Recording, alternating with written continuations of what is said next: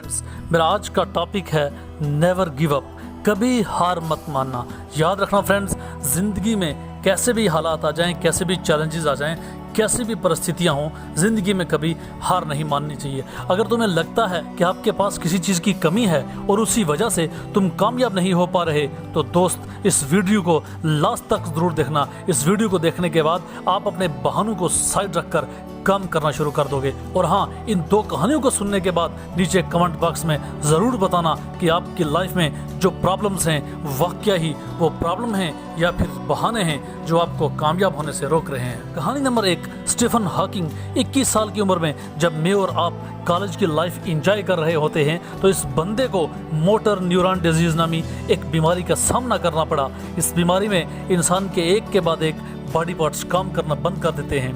Doctor ने इन्हें यहाँ तक कह दिया कि यह ज़्यादा से ज़्यादा 2 साल तक जिंदा रह सकता है। और फिर धीरे धीरे इनके बॉडी पार्ट्स एक के बाद एक काम करना बंद हो गए और फिर इन्हें व्हीलचेयर का सहारा लेना पड़ा।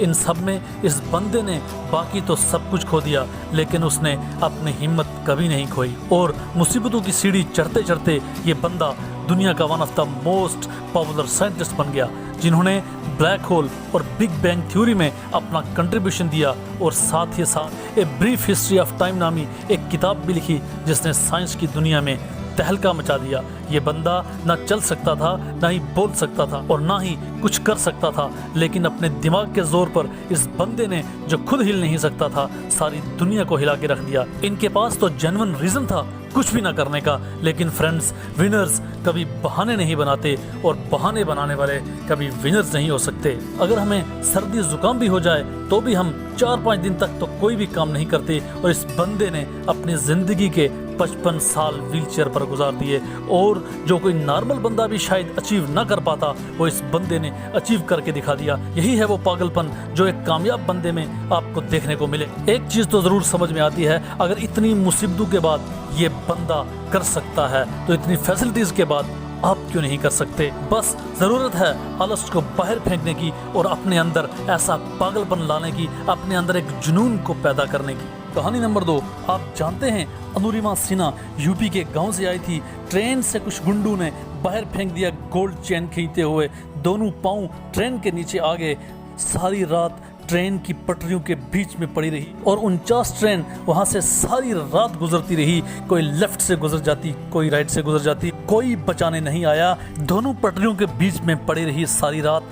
जंगल के बीच में कीड़े चाट रहे थे उसके कटे हुए पाँव को, चूहे खा रहे थे उसकी हड्डियों। सुबह हुई और दिल्ली हॉस्पिटल में लाया गया उनको। वहां आने के बाद उनको पता चला कि उनकी पीठ पर मल्टीपल फ्रैक्चर्स आ चुके हैं, पाँव कट चुका है और सारी जिंदगी प्रोस्टेटेड लेग्स के साथ उनको चलना पड़ेगा। सारी जिंदगी के लिए हैंडीकैप्ड हो गई हैं, सारी जिंदगी के लिए विकलांग हो गई है। और वो लड़की हॉस्पिटल में बैठकर बोली, ऐ भगवान, अगर तूने मुझे यहाँ से बचाया है तो जरूर कोई बड़ा काम करने के लिए, जरूर इतिहास रचने के लिए अब तो मैं एवरेस्ट क्लाइम करूंगी। हॉस्पिटल से निकलने के बाद सीधा बचिंद्री पाल के पास गई। बचिंद्री पाल वो लेडी हैं जिन्होंने सबसे पहले एवरेस्ट क्लाइम किया था। तो बचिंद्री पाल ने कहा कि तूने इस सिचुएशन के अंदर एवरेस्ट क्लाइम करने का सोचा है, तूने तो एवरेस्ट क्लाइम कर लिया है, अब बस लोगों को तारीख पता लगनी बाकी है। और आप जानते हैं कि एक एक करके न सिर्फ एवरेस्ट बल्कि इसने दुनिया की 7 पीक्स पार कर दी और गवर्नमेंट ऑफ इंडिया ने इसको पद्म श्री अवार्ड से भी नवाजा। आदमी शरीर से कभी हैंडीकैप नहीं होता, दिमाग से इंसान को हैंडीकैप नहीं होना चाहिए। अगर मन से हैंडीकैप्ड हो गए तो हमेशा के लिए हैंडीकैप्ड हो गए। फ्रेंड्स, मुझे लगता है आप अपने बहानों को छोड़कर अपने ड्रीम्स के लिए, अपने टारगेट के लिए काम करोगे। बाहर निकालिए अपने डर को, भूल जाइए डर क्या होता है और भूल जाइए अपने बहानों को और अपने ड्रीम्स के लिए, अपने टारगेट के लिए काम कीजिए। एक चीज़ समझ में आती है, अगर ये लोग ऐसी परिस्थितियों में, ऐसी सिचुएशंस में कर सकते हैं तो हम भी कर सकते हैं। तो फ्रेंड्स, बने रहिए मेरे साथ अगली बार एक और ज़बरदस्त मोटिवेशन स्टोरी के साथ।